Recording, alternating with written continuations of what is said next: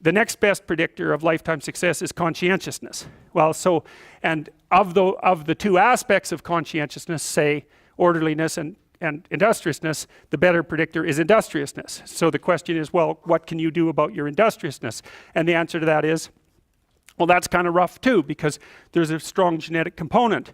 But you can work on micro habits with regards to your conscientiousness. And I think the best micro habits, this is partly to do with this future authoring program processes, I think the best thing you can do with regards to your conscientiousness is to set up some aims for yourself, goals that you actually value. And the future authoring program helps people do that. And basically, it does a situational analysis of, it helps you do a situational analysis of your life more than a psychological analysis, I would say. And so the questions are something like, well, all right, you're going to have to put some effort into your life. And you need to be motivated to do that. And so what are the potential sources of motivation? Well, you could think about them in the big five manner. You know, if you're extroverted, you want friends. If you're agreeable, you want an intimate relationship. If you're disagreeable, you want to win competitions. If you're open, you want to engage in creative activity. If you're high in neuroticism, you want security. Okay, so those are all sources of potential motivation that you could draw on, that you could tailor to your own, your own personality. But then there are dimensions that you want to consider your life across. And so we ask people about, well, if you could have your life the way you wanted it in 3 to 5 years, if you were taking care of yourself properly, what would you want from your friendships? What would you want from your intimate relationship? How would you like to structure your family? What do you want for your career? Well, how are you going to use your time outside of your job? And how are you going to regulate your mental and physical health, and maybe also your drug and alcohol use? Because that's a good place to auger down, because alcoholism, for example, wipes out, 5 to 10% of people. So you want to keep that under control. And then so maybe you develop a vision of what you would like your life to be, and that associates the goal. Well, once the goal is established, and then you break down the goal into micro processes that you can implement, the micro processes become rewarding in proportion, in relation to their causal association with the goal, and that tangles in your incentive reward system. We talked about the dopaminergic incentive reward system, and that's the thing that keeps you moving forward. And the way it works is that it works better if it produces positive emotion when it can see you moving towards a valued goal. Okay, well, what's the implication of that? Better have a valued goal, because otherwise you can't get any positive motivation working out. And so the more valuable the goal, in principle, the more the micro processes associated with that goal start to take on a positive charge. And so what that means is, well, you get up in the morning and you're excited about the day, you're ready to go. And so as far as I can tell, what you do is you specify your long-term ideal. Maybe you also specify a place you want to stay the hell away from, so that you're terrified to fail as well as excited about succeeding, because that's also useful. You specify your goal. You do that in some sense as a unique individual. You want to specify goals that make you say, oh, if that could happen as a consequence of my efforts, it would clearly be worthwhile. Because the question always is, why do something? Because doing nothing is easy. You just sit there and you don't do anything. That's real easy. The question is, why would you ever do anything? And the answer to that has to be because you've determined by some means that it's worthwhile. And then the next question might be, well, where should you look for worthwhile things? And one would be, well, you could consult your own temperament. And the other would be, well, you kind of look at what it is that people accrue that's valuable across the lifespan. So you do a structural analysis of the subcomponents of human existence, and I already did that. You need a family, you need friends. Like, you don't need to have all these things, but you better have most of them. Family, friends, career, educational goals, plans for, time outside of work, attention to your mental and physical health, etc. That's what life is about. And if you don't have any of those things, well, then all you've got left is misery and suffering. So that's a bad deal for you. So once you set up that goal structure, let's say, and that's really in many ways that's what you should be doing at university.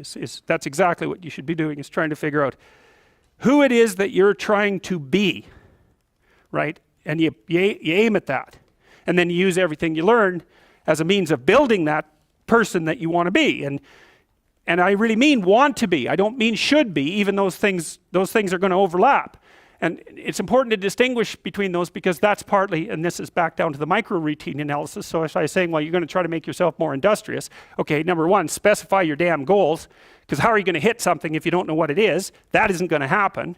And often people won't specify their goals too because they don't like to specify conditions for failure. So if you keep yourself all vague and foggy, which is real easy because that's just a matter of not doing as well, then you don't know when you fail. And people might say, well, I really don't want to know when I fail because that's painful. So I'll keep myself blind about when I fail. That's fine, except you'll fail all the time then. You just won't know it until you've failed so badly that you're done. And that can easily happen by the time you're 40.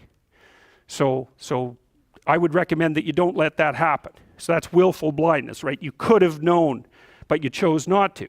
Okay, so once you get your goal structure set up, you think, okay, if I could have this life, it looks like that might be worth living, despite the fact that it's going to be, you know, anxiety provoking and threatening, and there's going to be some suffering and loss involved and all of that. Obviously, the goal is to have a vision for your life such that all things considered, that justifies your effort. Okay, so then what do? Well, then you turn down to the micro routines. It's like, okay, well, this is what I'm aiming for. How does that instantiate itself day to day, week to week, month to month? And that's where something like a schedule can be unbelievably useful. Google Calendar. It's like, make a damn schedule and stick to it. Okay, so what's the rule with the schedule? It's not a bloody prison. That's the first thing that people do wrong. They say, well, I don't like to follow a schedule. Well, it's like, well, what kind of schedule are you setting up? Well, I have to do this, then I have to do this, then I have to do this, you know, and then I just go play video games because who wants to do all these things that I have to do? It's like, wrong. Set the damn schedule up so that you have the day you want. That's the trick. It's like, okay, I've got tomorrow. If I was going to set it up so it was the best possible day I could have, practically speaking, what would it look like? Well, then you schedule that. And obviously there's a bit of responsibility that's going to go along with that, because if you have any sense, one of the things that you're going to insist upon is that at the end of the day, you're not in worse shape than you were than at the beginning of the day, right? Because that's a stupid day. If you have a bunch of those in a row, you just dig, you dig yourself a hole and then you bury yourself in it. It's like, sorry, that's just not a good strategy. It's a bad strategy. So maybe 20% of your day has to be responsibility and obligation, or maybe it's more than that, depending on how far behind you are. But even that, you can ask yourself, okay, well, I've got these responsibilities. I have to schedule the damn things in. What's the right ratio of responsibility to reward? And you can ask yourself that just like you'd negotiate with someone who is working for you. It's like, okay, you got to work tomorrow. Okay, so I want you to work tomorrow. And you might say, okay, well, what are you going to do for me that makes it likely that I'll work for you? Well, you could ask yourself that, you know. So maybe you do an hour of responsibility and then you play a video game for 15 minutes. I don't know, whatever turns your crank, man. But, you know, you have to negotiate with yourself and not tyrannize yourself. Like you're negotiating with someone that you care for, that you would like to be productive and have a good life. And that's how you make the schedule. It's like, and then you look at the day and you think, well, if I had that day, that'd be good. Great. You know, and you're useless and horrible, so you'll probably only hit it with about 70% accuracy, but that beats the hell out of 0, right? And if you hit it even with 50% accuracy, another rule is, well, aim for 51% the next week, or 50.5% for God's sake, or because you're going to hit that position where things start to loop back positively and spiral you upward.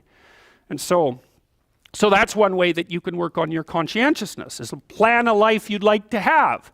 And you do that partly by referring to social norms. That's more or less rescuing your father from the belly of the whale. But the other way you do that is by having a little conversation with yourself about, as if you don't really know who you are, because you know what you're like. You won't do what you're told. You won't do what you tell yourself to do. You must have noticed that. It's like you're a bad employee and a worse boss. And both of those work, you know, for you. You don't know what you want to do, and then when you tell yourself what to do, you don't do it anyways. You should fire yourself and find someone else to be.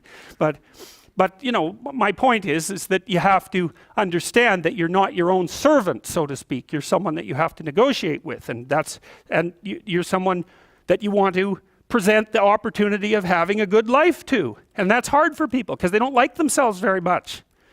So, you know, they're always like cracking the whip and then procrastinating, and cracking the whip and then procrastinating. And it's like, God, it's so boring. And It's such a pathetic way of spending your time. And you know what that's like because you probably waste like 6 hours a day. And I think we did an economic calculation about that a while back, right? Your time's probably worth $50 an hour, something like that. I mean, you're not getting paid that now, but you're young, and so this is investment time, and what you do now is going to multiply its effects in the future. So let's say it's $50 an hour, which is perfectly reasonable. So if you waste 6 hours a day, and you are, then you're wasting about $2,000 a week or about $100,000 a year. So like, go ahead, but that's what it's costing you every hour. And you need to know what your damn time is worth. So let's say it's not $50, it's 30, whatever. Maybe it's 100, it's somewhere in that range. One of the things you should be asking yourself is, when you spend an hour, was that, well, would have I paid someone $50 to have had that hour? And if the answer is no, it's like, well, maybe you should do something else with your time. And it depends on whether or not you think that your time's worthwhile.